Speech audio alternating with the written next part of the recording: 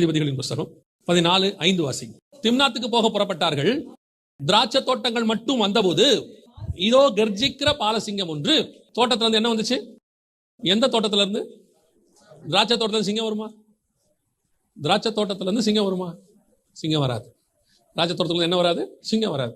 ஆனால் இவன் திராட்சை தோட்டத்துக்கிட்ட போனான். வசனம் சொல்லுது அங்க என்ன வந்தது? கர்ஜிக்கிற ஒரு சிங்கம். அப்ப நம்ம எல்லாருக்கும் தெரியும், கர்ஜிக்கிற சிங்கம் என்பது எவனை விடுங்கலாமோ என்று வகை தேடி சுத்தி திரிகிற பிசாசு. கர்ஜிக்கிற சிங்கத்தை போல அவன் வகை தேடி சுத்தி திரிகிறான். ஆனா பிசாசு எங்க இருந்து வருது? திராட்சை தோட்டத்துல இருந்து வருது. அப்ப திராட்சை தோட்டம் என்பது தேவனுடைய சபை என்று சொன்னால், அல்லது தேவனுடைய காரியங்கள் என்று சொன்னால், அது உள்ள இருந்து பிசாசு வருமா?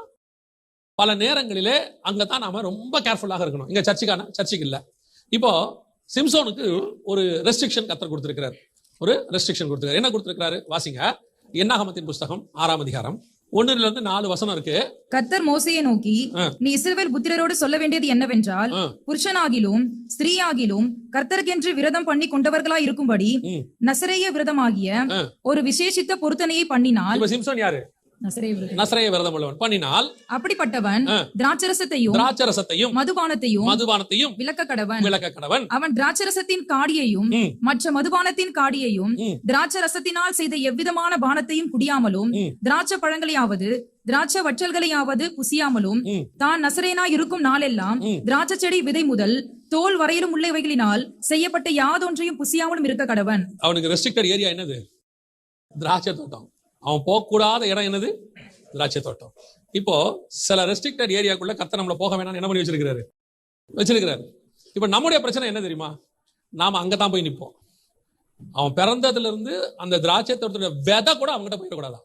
விதை கூட இருக்கக்கூடாது. இப்ப போகக்கூடாத இடத்துக்கு போகும்போது வரக்கூடாத ஆபத்து வரத்தான் செய்யும். பல நேரங்களில் தோட்டத்துக்குள்ள இருந்து ஏன் சிங்கம் வருது, ஏன் இந்த மாதிரி காரியங்கள் வருது அப்படின்னு கேட்டா, கர்த்தர் நம்மளை சில காரியங்களுக்கு விலக்கி வச்சிருக்கிறார். விலக்கி வச்சிருக்கிற காரியங்களை வீம்புக்குனா போய் செய்யறது. இப்ப இவர் போய் திராட்சை தோட்டத்துக்கிட்ட போனாரு, சிங்கம் வந்துச்சு, சிங்கத்தை ஜெயிச்சிட்டாரு. அதோட பிரச்சனை ஓவர் ஆயிடுச்சான்னு பாத்தீங்கன்னா இல்ல. இவனோட வீழ்ச்சி எங்க வருதுன்னு மட்டும் பாருங்க. வாசிங்க. 14ஆம் அதிகாரம் 8வது வசனம் வாசிங்க. சில நாளைக்கு பின்பு அவன் அவளை விவாகம் பண்ண திரும்பி வந்து சிங்கத்தின் உடலை பார்க்கிறதற்கு வழிவிலகி போனான். நல்லா கவனிங்க. அதை படிக்கும்போது ரொம்ப கேஷுவலா படிச்சிருவீங்க. சிங்கத்தின் உடலை பார்த்து விலகி போனா, பார்க்கிறதற்கு வழிவிலகி போனான். அவர் ஏற்கனவே ஒன்னு சாவடிச்சிட்டாரு. சிங்கம் செத்து போச்சு. இப்ப அந்த செத்த சிங்கம் திராட்சை தோட்டத்துல இருக்கா இல்லையான்னு பார்க்க போயிருக்கிறார். இவன் விரதம் என்ன தெரியுமா? செத்ததுக்கு பக்கத்துல போகக்கூடாது. அவன் செத்ததுக்கு பக்கத்துல என்ன செய்யக்கூடாது? போகக்கூடாது. அதை தொடவும் கூடாது. இப்போ வழி விலகி போனான். அடுத்து இதோ சிங்கத்தின் உடலில் உள்ள தேனீ கூட்டமும் தேனும் இருந்தது. அவன் அதை தன் கைகளில் எடுத்து சாப்பிட்டுக் கொண்டே நடந்து தன் தாய் தகப்பனிடத்தில் வந்து அவர்களுக்கும் கொடுத்தான். அவர்களும் சாப்பிட்டார்கள். இதான் கதை முடிஞ்சு. இதான் வீழ்ச்சி, சிம்சனுடைய வீழ்ச்சி. இன்னைக்கு பல நேரங்களிலே நாம் இதைத்தான் செஞ்சுட்டு இருக்கோம். ஆண்டவர் நமக்கு சில ரெஸ்ட்ரிக்ஷன்ஸ் வச்சிருக்கிறார். ஆதாமை பார்த்து ஆண்டவர் சொன்னாரு, நீ சகலவித கனிகளையும் புசிக்கலாம். நீ என்ன செய்யலாம்? சகலவித கனிகளையும் புசிக்கலாம். ஆனால் தோட்டத்தின் நடுவே இருக்கிற நன்மை தீமை அறியத்தக்க கனியை மட்டும் புசிக்க வேண்டாம். இவர் இப்போ இவ்வளத்தையும் கொடுத்து ஒண்ணு வேணாங்கிறார்ல, அந்த ஒன்னதான் சாப்பிடணும்னு அவனுக்கு ஆசை வந்துச்சு. புரியுதா? சில நேரத்துல கர்த்தர் நமக்கு நிறைய ஆசீர்வாதங்களை கொடுத்திருக்கிறார். இந்த உலகத்துல சில காரியங்களை கர்த்தர் நமக்கு ரெஸ்ட்ரிக்ட் பண்ணி வச்சிருக்கிறார். இப்ப நம்ம மைண்டு அந்த ரெஸ்ட்ரிக்ஷனை தான் என்ன செய்யும்? தேடும். அதைத்தான் செய்யணும்னு தோணும். இவ்வளவு கொடுத்திருக்கிறாரே, இது மேல நம்ம மைண்ட் போகாது. திராட்சை தோட்டத்துல இருக்கிற அந்த காரியத்தை மட்டும்தான் சிம்சன் சாப்பிடக்கூடாது. அவர் மாம்பழம் சாப்பிடலாம், கொய்யாப்பழம் சாப்பிடலாம், பலாப்பழம் சாப்பிடலாம், எல்லா பழத்தையும் சாப்பிடலாம். ஒண்ணு சாப்பிடக்கூடாது, திராட்சை பழம் மட்டும் சாப்பிடக்கூடாது. இப்ப ஏன் அங்க போனாரு? திராட்சை தோட்டத்துக்கிட்ட போனாரு. இப்போ சிங்கம் வந்துச்சு. அடுத்த ஆண்டவர் சொன்னாரு, நீ உயிரோடு இருக்கிற எதை வேணாலும் தொட்டுக்கோப்பா, செத்ததை மட்டும் தொடவே தொடாத. பர்டிகுலரா தோட்டத்துக்கு அங்க போறான் பாருங்க. சிங்கத்தின் உடலை பார்ப்பதற்கு தெரியும் சிங்கம் செத்து போச்சுன்னு. அப்பா அம்மா செத்தா கூட தொடக்கூடாது பைபிள் சொல்லுது. இவர் இப்ப எதை தொடறதுக்கு பார்க்க போனாரு? சிங்கம் செத்துச்சு, எல்லாம் தெரியும். இவர் தான் சாவடிச்சாரு. செத்த சிங்கம் இருக்கான்னு பார்க்க போயிருக்காரு. வழி விலகி போனான். அந்த வழி விலகின உடனே சிங்கத்துல என்ன இருந்துச்சு? தேன் இருந்துச்சு. இதான் வீழ்ச்சி. எப்பவுமே நேரடியா வராது. நம்ம வீழ்த்தத்துக்கு பிசாசு என்ன பண்ணுவான்னா, சில தேன்களை அங்க வச்சிருப்பான், சில விரும்பத்தக்க காரியங்களை வச்சிருப்பான். நம்ம தான் ரொம்ப கேர்ஃபுல்லாக இருக்கணும். நம்ம தோட்டத்துக்குள்ள போனதே தப்பு, தோட்டத்துக்கிட்ட போனது. ரெண்டாவது, வரக்கூடாத சிங்கம் அங்க வருது, நாம சாவடிச்சிட்டோம். ஓகே பரவாயில்ல. நான் எப்பவும் சொல்வேன், உயிரோடு இருந்த சிங்கத்தை சிம்சோன் சாவடிச்சிட்டான். செத்த சிங்கம் சிம்சோனை ஜெயிச்சிருச்சு. பல நேரத்துல இதான் பிரச்சனையே. இப்ப சில நேரத்துல வைராக்கியமா சில காரியங்களை நாம செய்யறோம் இல்ல, பின்னாட்கள்ல அதே பாவம், செத்த போன பாவம் நம்ம ஜெயிக்க தொடங்கிடும். அதை தான் ரொம்ப கேர்ஃபுல்லாக இருக்கணும். நான் சில பரிசுத்தவான்களை இந்த 30 வருஷத்துல பார்த்திருக்கிறேன். ஆரம்பத்துல எதை பத்தி பேசினாங்களோ அதே காரியத்தில் அவர்கள் விழுந்ததையும் நான் பார்த்திருக்கிறேன். அதை பார்க்கும் போதெல்லாம் ஒரே ஒரு பாடம் மட்டும் மனசுக்குள்ள வச்சுக்கிட்டே இருப்பேன். நிற்கிறேன் என்று சொல்லுகிறவன் விழாதபடி. எதை பேசுறோமோ அதுல கடைசி வரைக்கும் நிக்கணும். பல நேரங்களில் நமக்கு அது வீழ்ச்சியை கொண்டு வரும். சில தேன் அதுல வரும், சில நேரத்துல நம்ம விரும்பத்தக்க காரியம் அதுல இருக்கும், ஆனா அதுக்கு பின்னாடி ஒரு மரணம் இருக்கும். நன்மை தீமை அறியத்தக்க கனிக்குள்ள என்ன இருந்துச்சு? மரணம் இருந்துச்சு. இந்த செத்து போன சிங்கத்துக்குள்ள என்ன இருந்துச்சு? தேன் இருந்துச்சு. அது பார்வைக்கு இன்பம், இது புசிப்புக்கு ஏற்றது. அவ்வளவுதான் விஷயம். ரெண்டும் ஒண்ணுதான். அதைத்தான் சொல்றேன். பல காரியங்களிலே நாம் ரொம்ப கேர்ஃபுல்லாக இருக்க வேண்டி இருக்கிறது. இல்ல நீங்க நினைச்சிட்டு இருக்காதீங்க பிசாசு வந்து அப்படியே 2 கொம்பு வச்சுக்கிட்டு வால் வச்சுக்கிட்டு அப்படித்தான் வருவான்னு. இல்ல இல்ல, செத்து போன சிங்கத்தின் வழியா கூட உங்களை ஜெயிச்சிருவான். உயிரோடு இருக்கிற சிங்கம் கூட ஜெயிக்காது. சில நேரத்துல எது ஜெயிச்சிரும்? செத்து போன சிங்கம் ஜெயிச்சிரும். யோசிச்சு பாருங்க, கோலியாத்தை ஜெயித்த தாவீது பத்சேபாள்கிட்ட தோத்து போனான். அதான் ரொம்ப முக்கியம். ரொம்ப கேர்ஃபுல்லாக இருந்து கொள்ளணும். இன்னைக்கு இந்த சிங்கம் இப்ப நிலைமை என்ன தெரியுமா? எனக்கு அந்த வசனத்தை நீங்க படிச்சுட்டே வாங்க.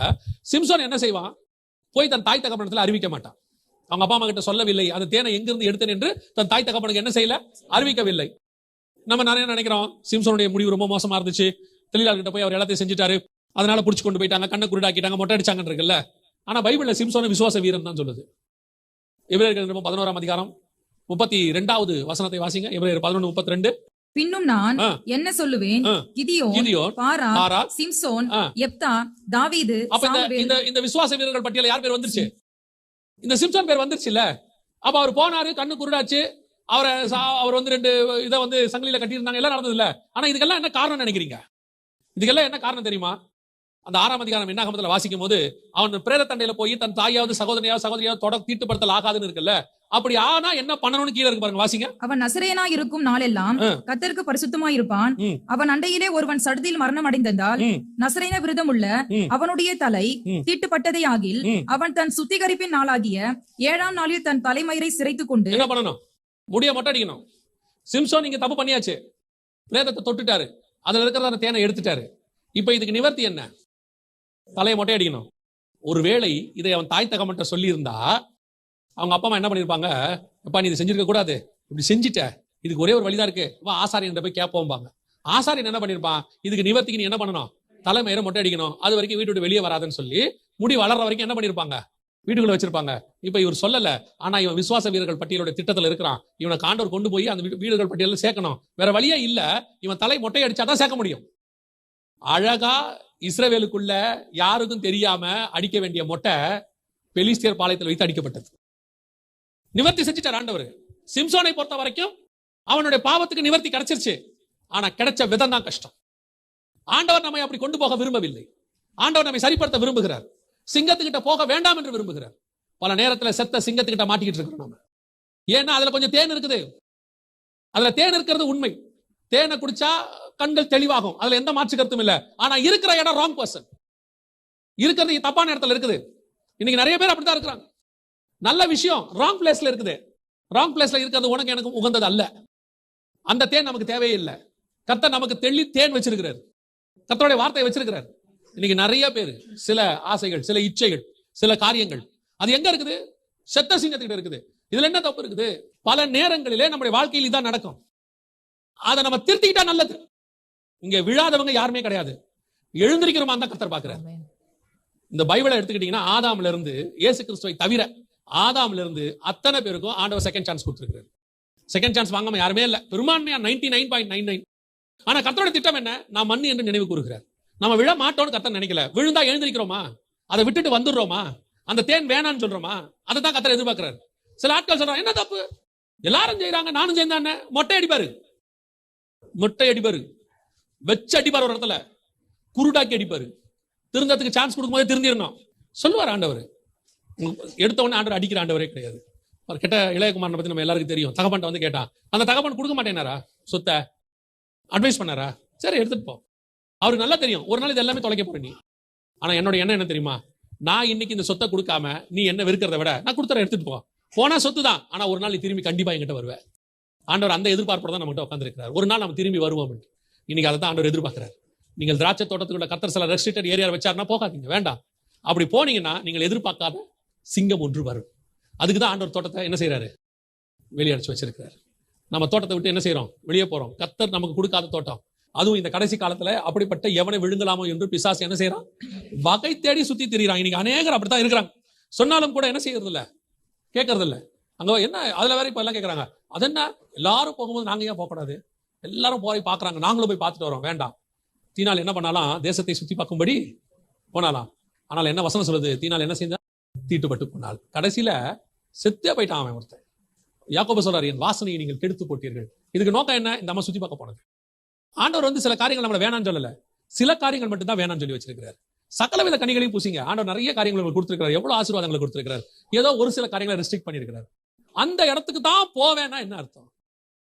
நம்ம பிள்ளைகிட்ட சொல்றோம் தெரியுமா, அந்த இடத்துல ஷாக் அடிக்கும், போகாத, நெருப்பு இருக்கு போகாத. அந்த இடத்துக்கு தான் நான் போவேன் போது தான் பிரச்சனை வருது.